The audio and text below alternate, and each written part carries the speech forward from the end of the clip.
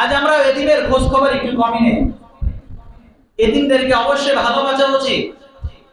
এতিমের খোঁজ খবরে নেই না। আমাদের সমাজের কিছু মানুষের বৈশিষ্ট্য হলো পারলে এতিমের সম্পদ আরো জোর করে খায়, ঠিক না বলেন? এতিমের সম্পদ আরো সে গ্রাস করে খেতে চায়। নবীজি সাল্লাল্লাহু আলাইহি ওয়াসাল্লাম এতিমদেরকে কতটা ভালোবেসেছেন। নবীজি বলেন সেই ঘর হলো সবথেকে নিকৃষ্ট ঘর যেই ঘরের মধ্যে এতিম থাকে অথচ সেই এতিমের খোঁজ খবর নেওয়া হয় না, এতিমের লালন পালনের দিকে খেয়াল রাখা হয় না, সেই ঘর হলো পৃথিবীর মধ্যে সবথেকে নিকৃষ্ট ঘর। শুধু তাই নয়, নবীজি সাল্লাল্লাহু আলাইহি ওয়াসাল্লাম বলেন যেই ঘরের মধ্যে এতিম থাকে, এতিমের খোঁজ খবর নেওয়া হয়, যেই ঘরের মধ্যে এতিমের খোঁজ খবর নেওয়া হয়, পৃথিবীর মধ্যে ওই ঘর হলো সবথেকে উৎকৃষ্ট ঘর। আল্লাহ তাআলার কাছে সবথেকে পছন্দের ঘর হলো ওই ঘর যেই ঘরের মধ্যে এতিম থাকে। সুবহানাল্লাহ। এজন্য নবীজি সাল্লাল্লাহু আলাইহি ওয়াসাল্লাম বলেন শুধু তাই নয়, যারা এতিমের মাথার উপর হাতকে বুলিয়ে দেয়, দয়ার হাতকে বুলিয়ে দেয়, যারা এতিমের মাথার উপর তাদের দয়ার হাতকে বুলিয়ে দেয়, নবীজি সাল্লাল্লাহু আলাইহি ওয়াসাল্লাম বলেন ওই এতিমের মাথার উপরে দয়ার হাতকে বুলিয়ে দেওয়ার কারণে, হাতকে রাখার কারণে আল্লাহ রাব্বুল আলামিন ওই এতিমের মাথার মধ্যে যতগুলো পশম রয়েছে, এক একটা পশমের বিনিময়ে আল্লাহ তাআলা ওই ব্যক্তিকে 10টা করে নেকি লিখে দেয়। সুবহানাল্লাহ। এতিমকে আল্লাহ ভালোবাসে, এতিমকে আল্লাহ তাআলা ভালোবাসে। এজন্য আমাদেরকে আল্লাহ তাআলা যাকে ভালোবাসে, নবী যাদেরকে ভালোবেসেছেন তাদেরকে আমাদেরকে ভালোবাসতে হবে। নবীজি এতিমদেরকে কতটা ভালোবেসেছেন। এতিমদেরকে নিজের ঘরের মধ্যে তিনি স্থান দিয়েছেন, বিধবাদেরকে স্থান দিয়েছেন। খালি তো সারা জীবন শুনছেন নবী 11টা বিয়ে করছে, 11টা বিয়ে করছে। 11টা বিয়ের মধ্যে তার 10টা বিয়ে করছে বিধবা মহিলাদেরকে, যাদের স্বামী নাই। কই যাবে সে? শুধুমাত্র একটা মেয়ে বিয়ে করছে, কুমারী বিয়ে।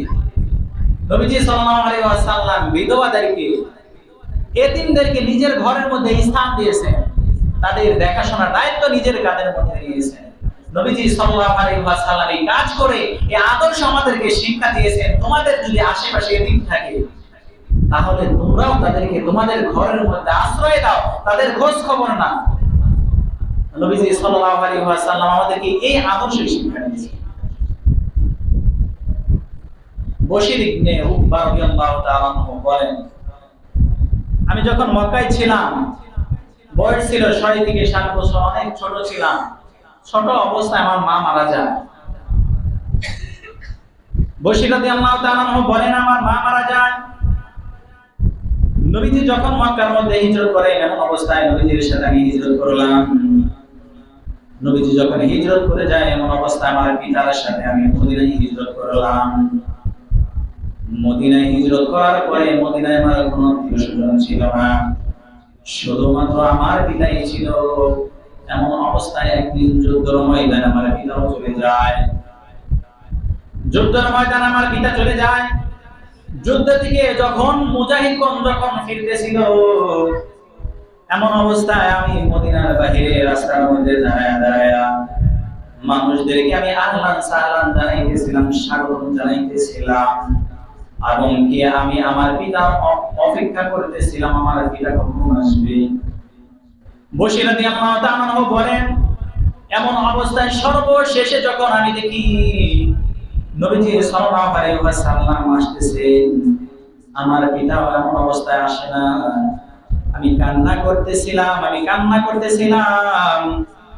নবীজি সাল্লাল্লাহু আলাইহি ওয়াসাল্লামের উরুকে আমি জড়িয়ে ধরে কান্না করতেছিলাম, বলতেছিলাম ইয়া রাসূলুল্লাহ, ও আল্লাহর রাসূল, আমার পিতাকে দেখছি না, আমার পিতা কোথায়, আমার পিতাকে তুমি দেখছি না, আমার পিতা কোথায়?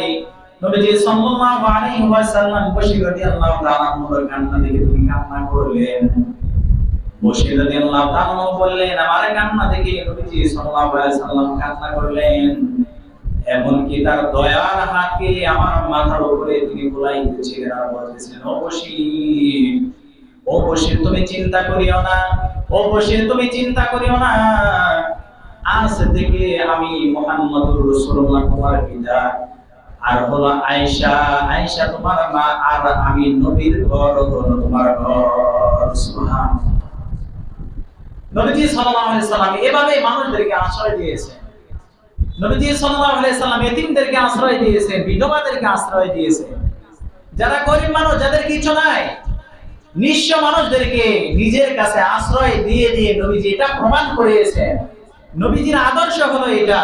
যদি তুমি নবীজির আদর্শ অনুযায়ী আদর্শবান হতে চাও, নবীকে যদি ভালোবাসতে চাও, তাহলে নবীজির মতো এতিমদেরকে, নবীজির মতো নিঃস্ব মানুষদেরকে, গরিব মানুষদেরকে নিজের কাছে এনে তাদেরকে আশ্রয় দাও। তুমি যদি আশ্রয় দিতে পারো, তাহলে নবীজি যে আদর্শ শিক্ষা দিয়েছেন, তুমি সেই আদর্শে আদর্শবান হয়েছো। সুবহানাল্লাহ। নবীর ভালোবাসা কোথায়? নবীকে ভালোবাসতে হলে নবী যেভাবে ভালোবেসেছেন, নবী যে কাজ করছেন সেই কাজটাই করতে হবে, ঠিক না বলেন? আর দেখবেন নবীজির আশিক হলো দুই ধরনের হয়ে গিয়েছে। কয় ধরনের? এটা বলেন, জোরে বলেন, কয় ধরনের হয়েছে? দুই ধরনের হয়েছে। একটা হলো আশিকে রাসূল, আর একটা হয়ে গেছে আশিকে খিচুড়ি, আশিকে জিলাপি, আশিকে বিরিয়ানি হয়ে গেছে। নবীজিকে ভালোবাসতে হলে তাহলে নবীকে সেভাবে ভালোবাসতে হবে, নবী যেভাবে ভালোবাসতে বলেছেন। দেখেন তো, যেই সমস্ত আশিক নিজেদেরকে বড় করে দাবি করে, এই যে আমাদের পাশের দেশ ভারতে যে নবীকে কটূক্তি করা হলো, নবীকে যে কটূক্ত করা হয়েছে, কই তাদের কি প্রতিক্রিয়া এসেছে? অথচ জিলাপির মধ্যে তাদের কোনো অভাব হয় নাই, তাদেরকে অভাব হয় নাই, তাদের লোকের অভাব হয় নাই। কিন্তু তুমি তো ওই সময় নিজেকে আশিক বলে দাবি করো, কিন্তু যখন নবীকে কটূক্তি করা হয় তখন তোমার মুখ দিয়ে কথা বলা হয় না, আর তুমি মনে করো নিজেকে নবীজির আশিক বলে দাবি করো। এটা আসলে নবীকে আশিক না, নবীজির আশিক না, এটা হলো আশিকে জিলাপি, আশিকে খিচুড়ি, ঠিক না বলেন? নবীকে যদি ভালোবাসতে হয়, নবীকে যদি আপনি ভালোবাসেন, তাহলে অবশ্যই নবীকে দুনিয়া সবার থেকে বেশি ভালোবাসতে হবে। নবীকে সবার থেকে ভালোবাসতে হবে। আজ আপনার পিতাকে একটা কটূক্তি করলে, আপনার বাবাকে বকা দিলে, আপনার ছেলেকে বকাই দিলে, আপনি লাঠি বাটি নিয়ে যান একেবারে মারার জন্য। নবীকে যখন কটূক্তি করা হয়, নবী নামে যখন কটাক্ষ করা হয়, তখন আপনার মধ্যে কোনো প্রতিক্রিয়া আসে না। অথচ আপনি নবীজির জন্মদিনে বিভিন্ন সময় আপনি একেবারে আশিকে জিলাপি হয়ে যান, খিচুড়ি হয়ে যান। বুঝতে হবে আপনি এখনো আশিকে রাসূল হতে পারেন নাই। আপনি আশিকে খিচুড়ি হয়েছেন ঠিক, আপনি আশিকে রাসূল হতে পারেন নাই। আপনি আশিকে বিরিয়ানি হয়েছেন, আপনি আশিকে রাসূল হতে পারেন নাই। আপনি আশিকে জিলাপি হয়েছেন, আপনি এখনো নবীজির আশিক হতে পারেন নাই। কারণ ওই সময় আপনি নিজেকে নবীজির আশিক বলতে পারবেন, আশিকে রাসূল বলতে পারবেন যখন আপনার মধ্যে নবীজির ভালোবাসা আসবে। যখন নবীকে কটূক্তি করলে আপনার জীবনের মায়া থাকবে না, নিজের জীবনের মায়াকে ছেড়ে নবীজিকে যে কটূক্তি করেছে তার বিপরীতে, তার বিরুদ্ধে আপনি লেগে যাবেন, আপনার নিজের মায়া থাকবে না যে নবীজির জন্য আমার জীবন চলে যাবে। একজন নবীকে কটূক্তিকারী থাকবে, পৃথিবীতে থাকবে, আমার এটা সহ্য হবে না। ওই সময় আপনাকে বোঝা যাবে আপনার মধ্যে নবীজির ভালোবাসা এসে গিয়েছে, নবীজির আশিক এসে হয়েছে, নবীর ভালোবাসা আপনার মধ্যে হয়েছে, আপনি এখন আশিকে রাসূল হয়েছেন। এই জন্য নবীকে ভালোবাসেন। আপনি যদি নবীজিকে বেশি না ভালোবাসেন পৃথিবীর সবার থেকে, আপনি কখনোই ইমানদার হতে পারবেন না।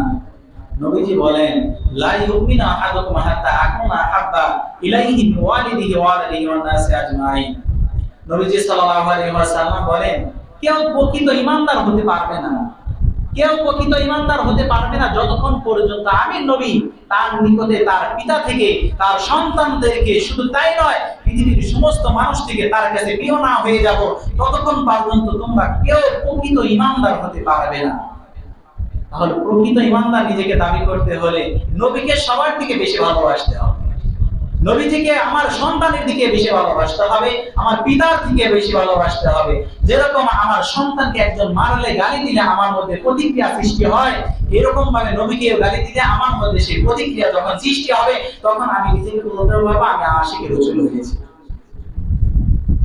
এই জন্য নবীজি সাল্লাল্লাহু আলাইহি ওয়াসাল্লামকে যারা কটূক্তি করবে তাদেরকে আমরা কখনোই ছাড়বো না। আপনারা যারা অনলাইনে দেখেছেন, লক্ষ লক্ষ মানুষ ভারতে যারা মুসলিম রাষ্ট্র, অথচ সেখানে জীবনকে বাজি রেখে তারা প্রত্যেকে মিছিল করেছে যে আমাদের নিজেদের জীবনকে দিয়ে দিব, এরপরে নবীজিকে গালি দিবে, নবীজির বিরুদ্ধে কথা বলবে, তাকে আমরা কখনোই ছাড় দিব না।